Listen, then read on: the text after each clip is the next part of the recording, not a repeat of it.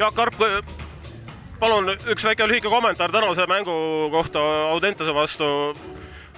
Jätkuvalt saame nentida südimeeskond, noortemeeskond ja no ikkagi tulnud meile see kergelt taaskord.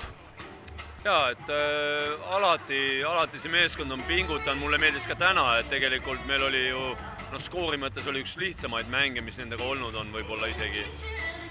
Aga nad pingutasid lõpuni nagu alati ja see teeb neile au, jah.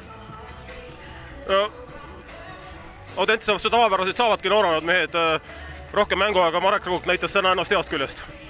Jaa, mulle meeldiski see, et nagu tegelikult on väga tihti on nendega ikkagi see keskendumine olnud nende vastu tõsine probleem aga täna ei saa seda öelda ja just, et jaa, Marek oli tublid, mõned teised nooremad võib-olla pabistasid millegi pärast rohkem, et pole mõnda aega mängida saanud, et kõik olid tublid. On kuulda olnud ja on lugeda olnud, et Rapla meeskond jäi ilma ühest noorest mängijast, kes oli juba nii-öelda poolel Eesti poole teel, aga siiski me jäime tast ilma, mis juhtus, Jaak? Jah, aga oli küll, jah, tal olid juba lennud bronnitud ja kokkulepped kõik saavutatud, aga reaalselt oligi niimoodi, et nii nagu mulle agent seda kirjeldas, oligi see, et tuli klubi president, läks mängija juurde koju ja põhimõtteliselt võttis tagataskust raha ja maksis võlad ära ja maksis 2 kuu tasu ette ka ja tegi kõik, mis võimalik ja lubas nagu mõnes mõttes ka hoiatas, et nad kavatsevad selle clearance'iga, ehk siis nagu mänguloaga venitada ja sellega oli ikkagi see diil jälle läbi. No vaatamata sellele, et mängija leping võimaldas lahkuda klubist. Jaa, just nimelt, et tegelikult mängijal oli õigus minna. No pead tööd edasi tegema nüüd managerina, et on sul mingi mees nüüd ikka silmapiiril ülemineku akna sulgumiseks ei ole palju aega jäänud enam?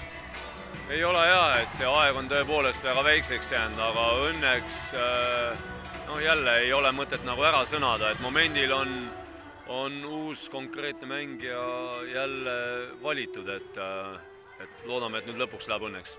No, Jaak, sa oled omavahelises vestluses korra maininud ka seda, et praegu hetkel on mängijate turul pikkade meestega üsna raske ja üsna suur põud on nendest.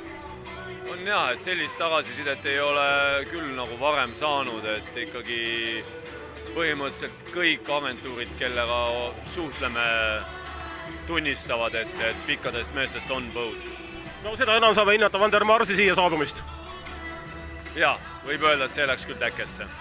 Tahtsingi küsida, et päris mitmed mängud mänginud, kuidas olete rahul ja peatreener rahul on? Ikkagi oleme jämedas joones, ikkagi võib öelda väga rahul temaga, jah. Polegi midagi, aitäh Jaak kommentaaride eest ja valgustamas natuke telgitaguseid, nii et ootame uut meest juba. Aitäh!